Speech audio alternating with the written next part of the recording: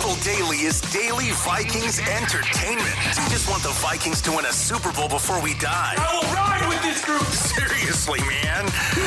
Please. And away we go. Okay.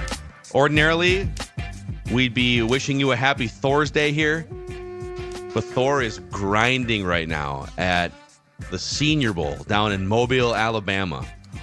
Just taking notes, putting together his top 500 prospect rankings. He's breaking news, too. He's like following prospects around, grilling them about their whereabouts. It's incredible. So what we're doing is we're gonna swap Feedback Friday into today's episode, and we'll probably still sprinkle in some Feedback Friday tomorrow too. But we're gonna bring Thor in from Mobile, Alabama tomorrow before he hits the airport and comes back to Minneapolis. So he'll join us for the live 10 a.m. Central Time Friday live stream on the Purple Daily YouTube channel. So we'll get to a lot of your comments, questions, concerns, critiques on this Feedback Friday on a Thursday. But a couple of shout outs. Underdog, there is a big game coming up, Dex. A big game. There is a very big game.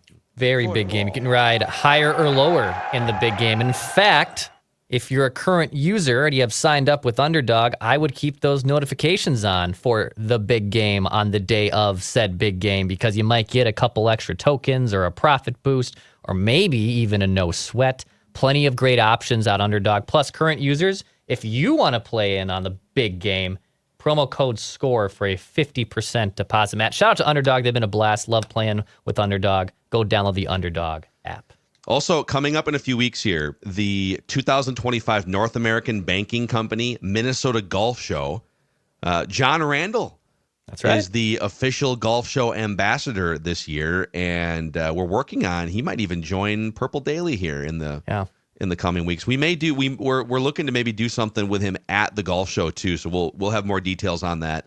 But we will be at the golf show for at least one of the days doing podcasts. So the show runs from February 21st through the 23rd, and you can purchase tickets online at mngolfshow.com. Each ticket purchase online gets you 10 free greens fee passes, a value of $350 in free greens fees. So and obviously it's just the place during the winter here in Minnesota to test out the latest clubs, to get great deals on apparel and equipment, and just get that golf fix in the middle of winter. mngolfshow.com. Okay, boys. Let's start with some of our sleuths who are... We love to put the bat signal out this time of year, because the last few years, people give us accurate, awesome information anonymously that we can disseminate to you, the audience. What's going on behind closed doors. Mm-hmm. So if you have a friend whose uncle runs a business and runs into the agent for a player from time to time, and you get a whiff of information about what's happening with free agents, Sam Darnold, you send us a note. We'll keep it anonymous, and we may include it on these shows here. So we got a couple fun ones this week, boys. This is from Anonymous. My very good source says that since D-Flow, or B-Flow, we call him D-Flow because it's defense, or B-Flow because his name is Brian? B-Flow. B-Flow? Yeah. Could go either way. Yeah. Because he's not getting a head coaching job, that Harrison Smith is likely coming back with the knowledge that the Vikings are spending heavy money on top free agents that will fix the interior offensive and defensive lines. That's the buzz inside the organization. That Harrison Smith, according to Anonymous, potentially third hand, that he's excited about the Vikings adding to what they've done, adding to this roster, maybe bringing back a couple key free agents, that Harrison Smith may be leaning toward coming back for another season. I'm buying this completely. I think it's accurate. I think for the second consecutive year, so he has still not made a decision. And I feel like the longer he takes, the more likely he's coming back.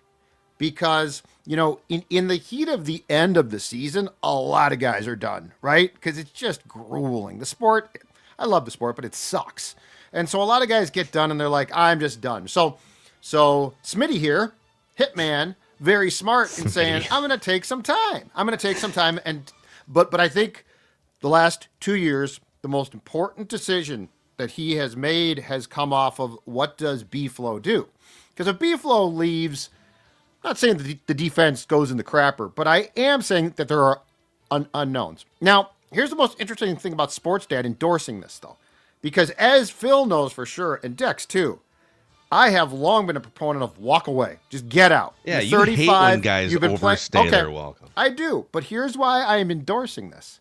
This is one of the rare positions in sports that I think you can actually, because there's no question, Harrison Smith, now, if you watch him play, is not the same player athletically. Like, he's not. He's older, but safety's the weirdest spot because it's a spot that you can move and hide athletic deficiencies with smarts, which Smith is incredibly smart. So I'm buying this and I'm endorsing it. I think it would hurt a little bit less if Bynum left, if the hitman comes back. And the last thing too is this past season, after the Vikings were like, we are going to limit his snaps, we're going to bring him way down.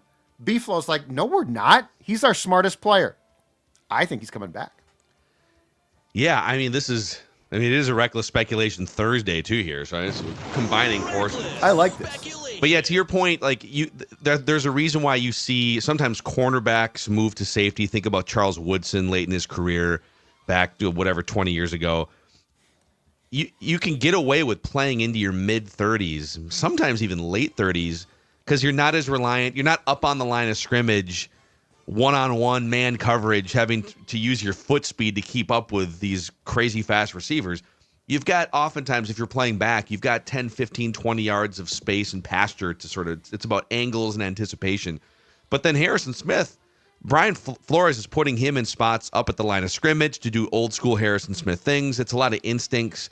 So yeah, even if he's only 65 or 70% of the player that he was, he's still like an above average NFL safety at a pretty reasonable cost, I would assume. He's not going to cost anywhere near what a 26, 27-year-old free agent, $12, $15 million. So yeah, and there is, I told you guys this on the scoop session, there is some steam that I have heard behind the scenes too, that in the exit interviews after the season was over, that the front office, Kwesi, maybe even Kevin O'Connell, are telling some of these guys, like, we've got a great situation with our cap space to go and fix some of the deficiencies and add to what we've built here. So it's a selling point that's being talked about behind the scenes to get guys excited.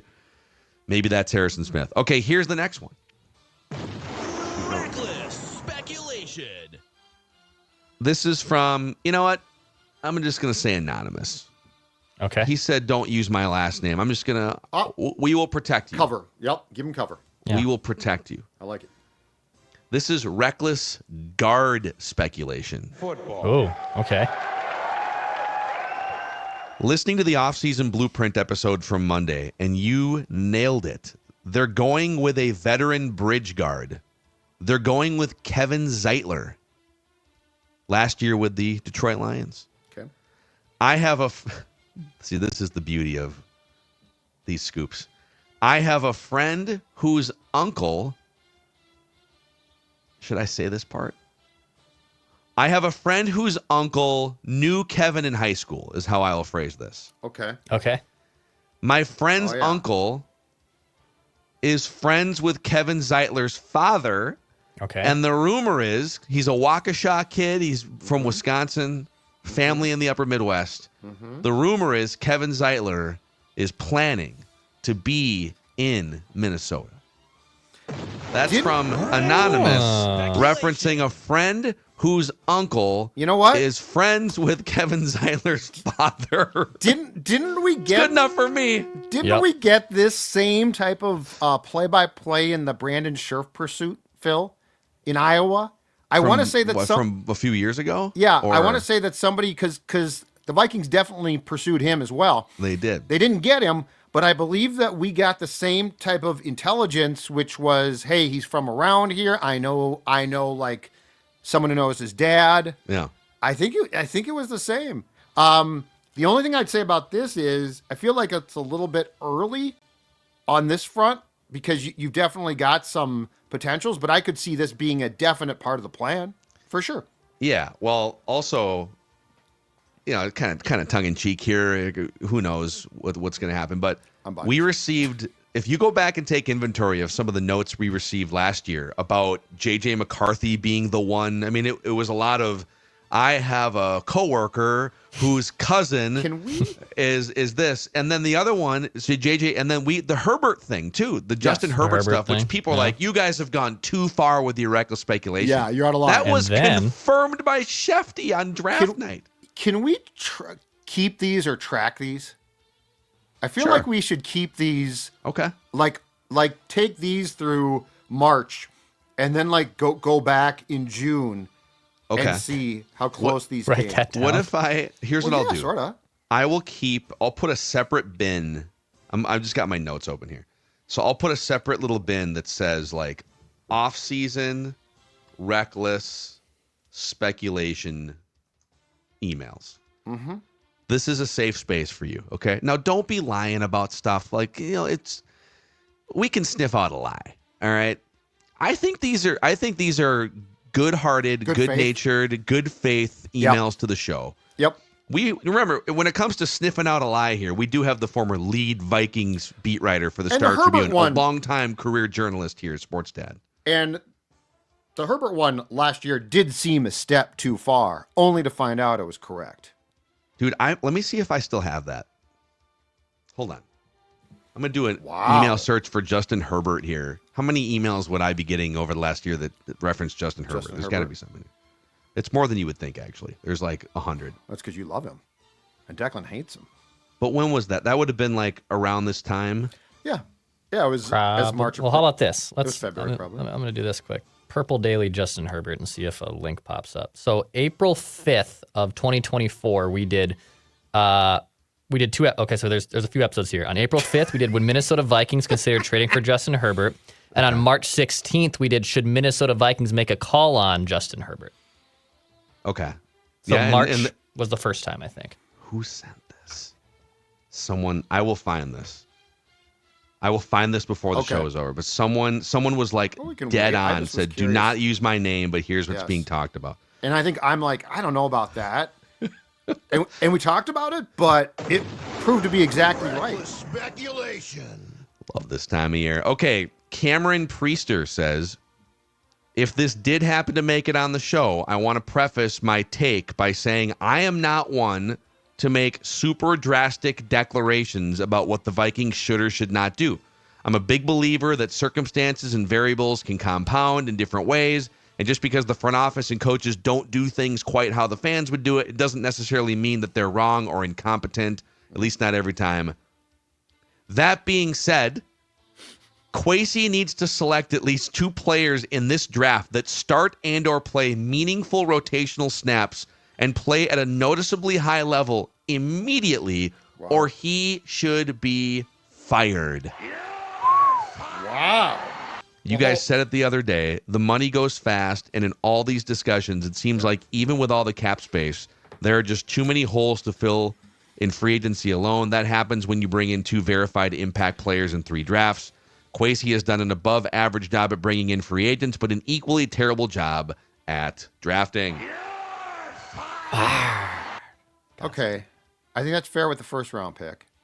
I'm trying to be as fair as possible, but I understand the frustration completely. So let's go back to last year, okay? If Dallas Turner is not an impact player in 2025, I think it's going to be a big disappointment. Mm-hmm. That being said, if you look at what Turner produced, and I know it wasn't what was expected, his production is not terrible. And as we've discussed, he was behind 2 guys who played great. So is it fair to say, what was the amount of impact guys this guy wants to see from this draft? At least 2, like immediately. Okay, well, you're drafting in the first round. You're drafting in the 2 in the 5th round right now, and maybe a 3rd. Okay, I could see the 3rd and the 1st, but I want to see the 2024 draft pay off now. I don't know. Dallas Turner is a big one. I mean, J.J. McCarthy is the biggest one. Yeah, they're both big. But They're both huge. the Dallas Turner thing is, let's just face it, like, he didn't really do anything his rookie year. He had a couple really nice highlight reel sacks, and he wound up playing maybe like 15 or 20% of the overall snaps, but he was not a meaningful player on this really good defense. He was behind, understandably, Jonathan Grenard and Andrew Van Ginkel, who are two in their prime established edge rushers that they signed before the draft. So they brought those guys in, and then it's like, well, man, Dallas, you can never have too many edge rushers, and he's young, so let's draft him. Totally cool with that. But the fact that they were running a rotation, and he was even, for a large part of the season, not part of the second group of edge rushers that would come in, the Patrick Joneses. I know the Vikings have said nothing to worry about. Hey, this dude, it's just a product of circumstance. But A, the fact that he didn't do anything really meaningful his rookie year, and B, Brian Flores had to have kind of a come to Jesus meeting with him in like November or December. Remember that? That got reported. Mm-hmm. I don't know. It's something to keep an eye on. Dallas Turner needs to be a majorly impactful player right away in 2025. You traded up to get him. He's a first-round pick. Certainly different circumstances. He wasn't a first-round pick, but Everson Griffin was groomed into being a stud. Like, Everson was a fourth-round pick. I get that. I know that the fanfare-ness of going up to get Dallas Turner, you want the excitement, and you want to see a first-round pick hit. But Everson Griffin was basically a bench guy and barely played his rookie year, and then turned into one of the best pass rushers in the NFL. And the circumstances blocking Dallas Turner played in a factor here. If the Vikings were bad at pass rushing last year and Dallas Turner wasn't on the field, I would have bigger problems with it. But I do get the qualms and the reservations of Vikings fans being like, what the bleep? Why can't this guy get on the field more?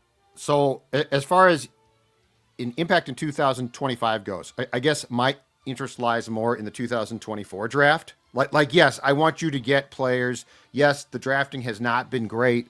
But the 2024 draft, 7 players: McCarthy, Turner, Kyrie Jackson, God rest his soul, Walter Rouse, Will Reichard, Michael Juergens, and then the defensive tackle, Levi Drake Rodriguez, who, like Juergens, was a project, okay? So what I would like to see is, I wouldn't mind, and I wouldn't bank on this by any means, but seeing Rouse develop. Reichard kicked, which was good. The 2 first-round picks, it's paramount that they pay off.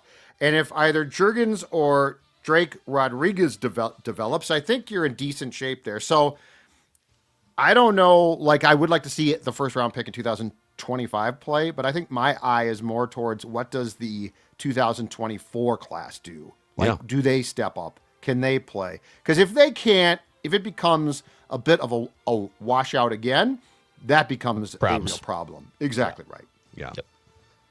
Okay. I found that Justin Herbert email. Oh. Speculation. Okay. This is just, obviously, like, this is not happening at this point. This is just going back when we always tell people who make fun of the reckless speculation lifestyle, be careful making fun of it. A lot of conversations happen behind the scenes that you think are ridiculous in sports, but they're ultimately, like, they're kind of fantasy owners, but they do it in real life with real people. And, we used to have Gerson Rosas, the old Timberwolves GM, on our show throughout, like, the 2 years he was here. Great. And we asked him one time, hey, we throw a bunch of dumb ideas around on these shows. How many conversations do you guys have behind the scenes in the NBA that, like, are crazy trade talks but never make the light of day? He goes, first of all, a lot.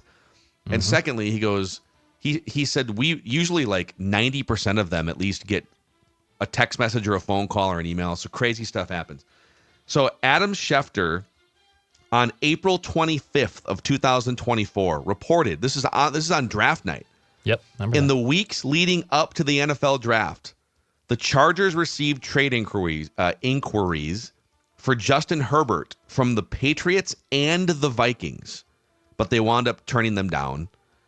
Sources told ESPN's Adam Schefter. So this is confirmed that the Vikings did reach out about Justin Herbert. Anonymous email to Purple Daily 3 weeks before this. Okay. As crazy as it sounds, the Vikings are going to get their quarterback in the draft. However, it may not be a rookie.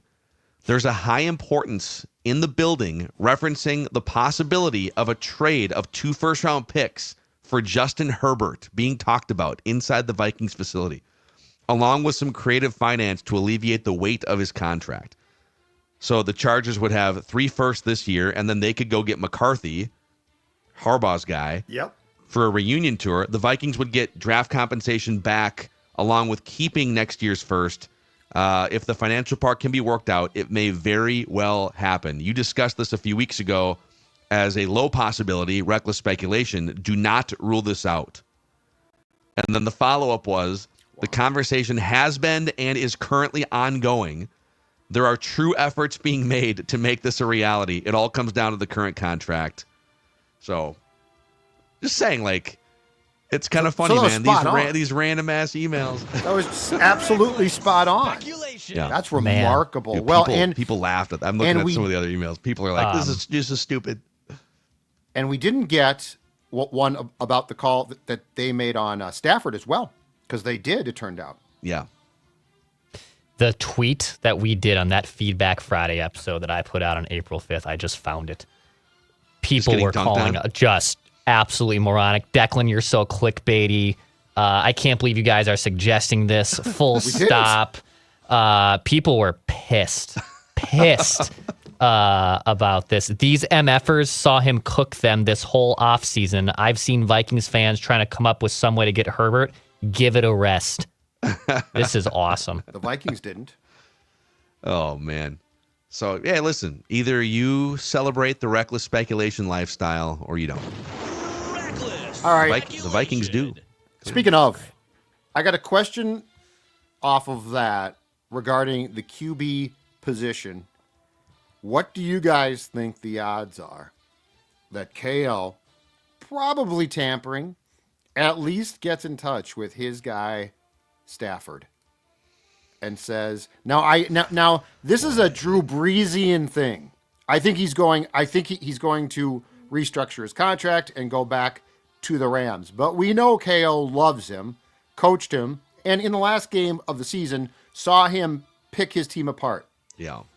Do we think there's any chance? Because there's no question, if we're talking about, would Kevin O'Connell prefer Darnold back, like if they think that McCarthy is not going to start opening day or is not progressing privately like they hope. If Kevin O'Connell is told, hey, door A, Sammy Darnold, door B, Matthew Stafford. Sorry. KO's opening door B every single time. Yeah, so to your point, if they decide, and by the way, Tom Pelissero, our old friend, NFL Network, he is reporting pretty regularly that a lot of the signs are pointing to Darnold going back to Minnesota. Now, is that just part of the information flow that's happening right now behind the scenes? And, you know, he's reporting what he knows, but it could change. But if it came down to, okay, we're looking for another 1-year bridge because part of Pelissero's reporting is McCarthy didn't really get any reps last year. I mean, he didn't get any practice reps. He did for the first part of training camp. But to take no reps for the entire fall in practice or anything and then just kind of jump in, there's got to be some other. So if you're looking for kind of a 1-year bridge, would you rather it be Sam Darnold on a 1-year, $40 million franchise tag? Or, so Matthew Stafford, for instance, he has 2 years left on his contract. It's a $50 million cap hit for the Rams this year. And a $54 million cap hit next year, which is like almost 20% of their salary cap. He's going to be 37. They're like, yeah, we can't do that. Right. But I believe if he were to be traded to another team, which I don't think that's going to happen, a big chunk of his cap hit is the signing bonus that the Rams already paid. So his base salary is actually only $23 million and $26 million for the year after that. So you would actually the Vikings would take on a far, far less cap hit for a year or two of Matthew Stafford. I will say, I know there's people losing their minds because maybe you don't embrace the reckless speculation lifestyle. But the Vikings absolutely made this phone call in the fall. I still think option A is J.J. McCarthy going forward. But there's a lot of interesting there's a game of musical chairs happening here behind the scenes in the NFL that will play out in the next 6 weeks. All right, can I go next year? Because Reckless speculation. You got cover now. Go ahead. just double barrel, righty lefty. What if is the bridge option? Is the bridge option a Kirk Cousins reunion back here? I mean, think about it though. If the offset language is what it is, and he's league minimum, KOC loves him. Is there? Are we too? Have we just? I was thinking about this last night. Is there a path where he comes back here and is the bridge quarterback and just he did from what it looked like from afar?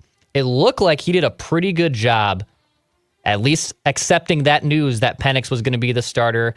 And did what he did to try to help him up. He actually, I think he handled it a lot better than I even gave him credit for. Now that could be an act. I don't know. Right, he's very but well I do think there's a non-zero chance, as our friend Derek Wetmore used to say, that Kirk Cousins comes back in purple.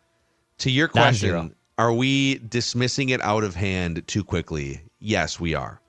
Is there some percentage chance? Because it's offsetting. It's like the Russell Wilson contract where you're looking to what that means is the team that you're coming from is paying the freight, and anything you would sign for would cut into. So like he's not, I don't know what his base is, but let's call it $20 million or whatever for this year.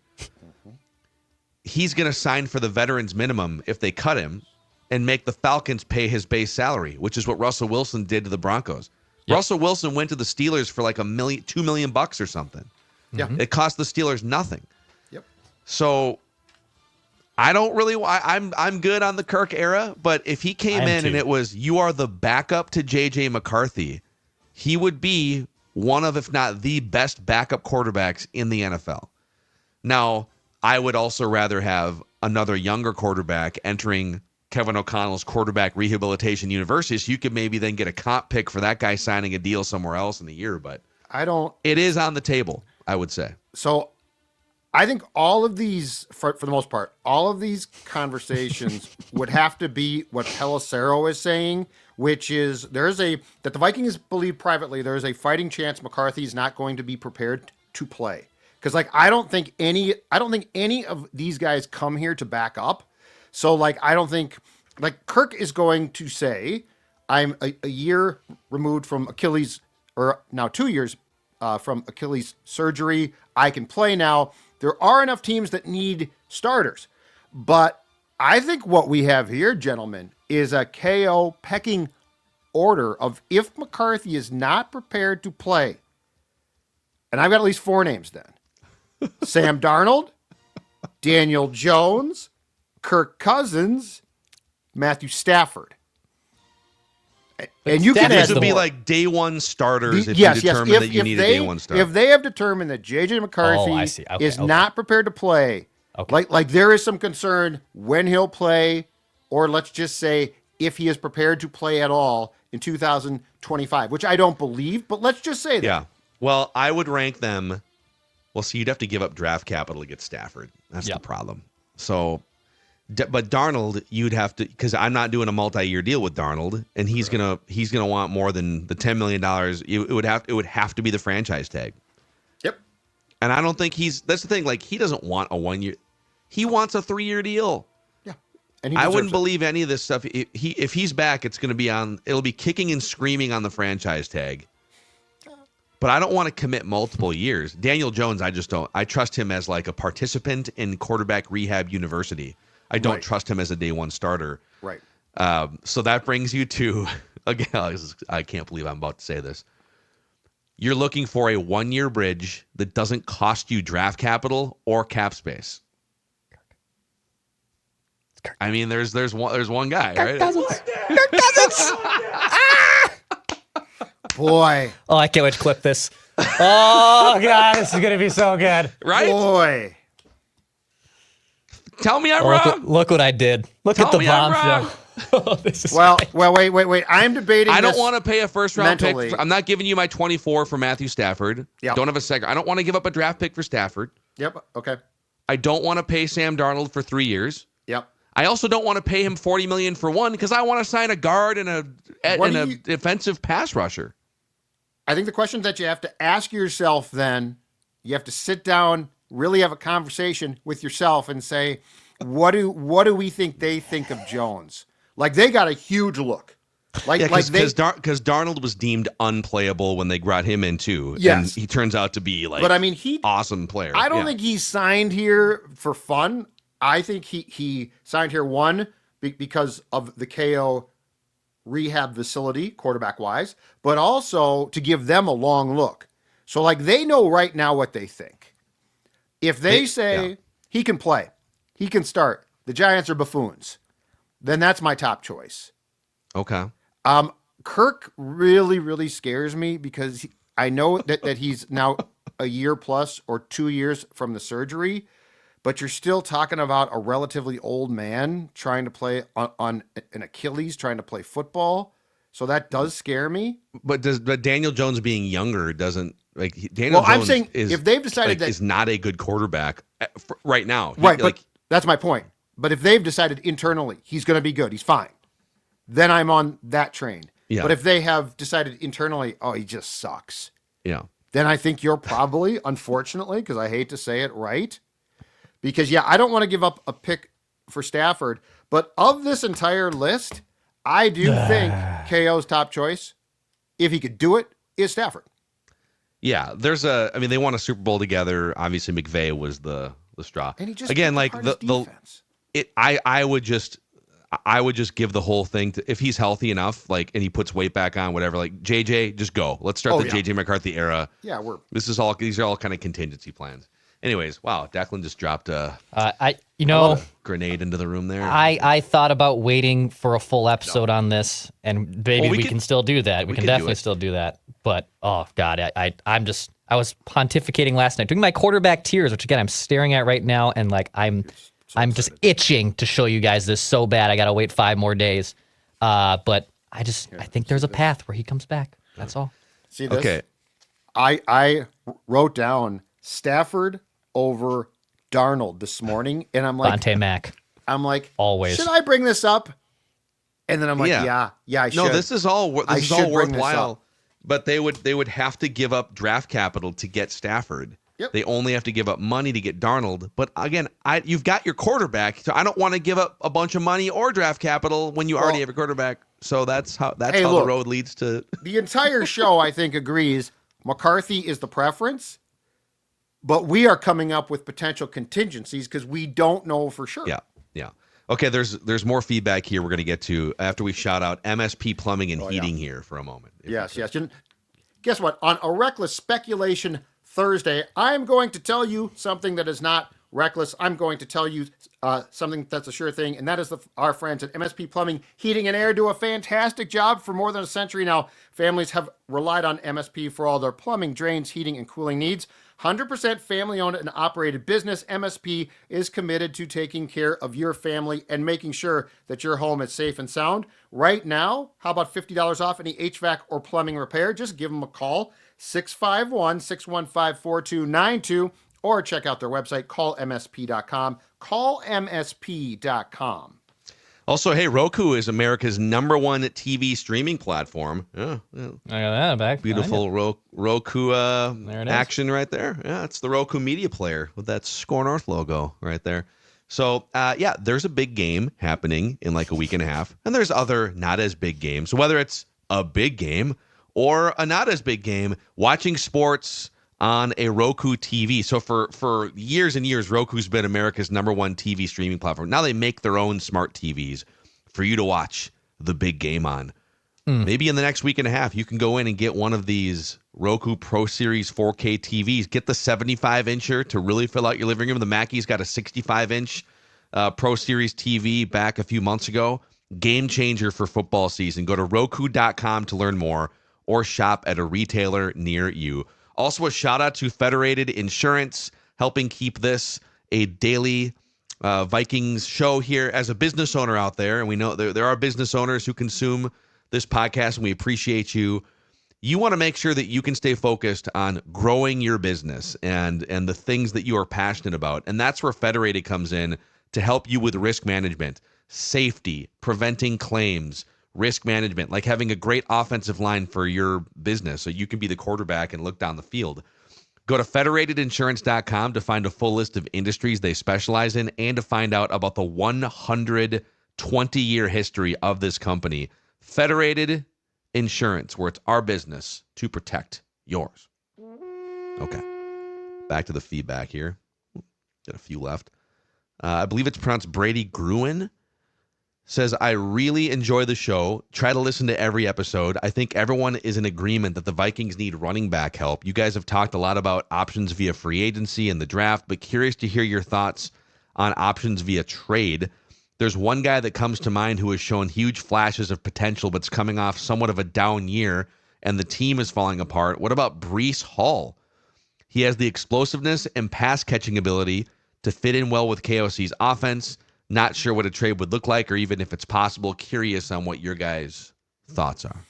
That's an intriguing one. I guess my question is, you have, as far as trades go, you have so little capital. Like you've got 3 draft picks now, a 4th one eventually. I don't think that you're going to make a trade of that 4th pick though, because it's still just 4. So intriguing, but I would say this.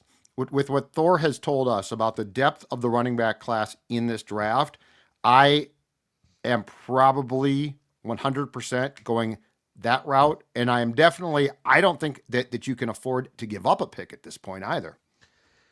Yeah, I'm kind of out on trading a pick for a running back or really any player. I'd have to really kind of know that's got to be a really high impact player because you only have the 4 draft picks right now.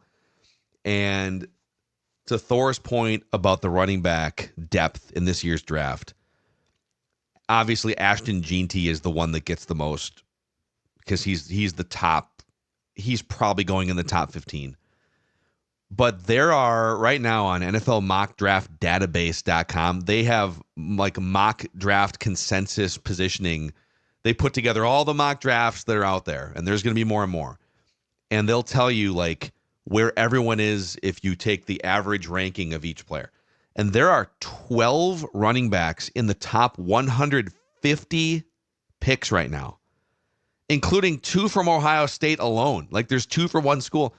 In fact, my mission in life is for the Vikings to draft Quinshon Judkins just for the namesake. Judkins, I like that name. One of 2 Ohio State running backs in the top 65 prospects. So in a really deep running back draft class, I don't think you should be giving up draft capital to get a guy who, by the way, who's Breece Hall, awesome player, but he's got 1 year left on his contract, and then you're going to have to start paying him probably $10+ million a year. So right. I'm with you.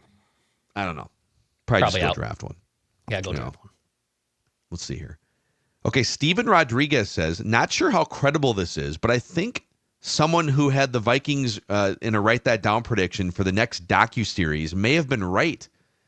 And he links to an article from Football Media 24. It's a UK website, Football Media 24. Not familiar. Good news. Netflix set to release Vikings documentary.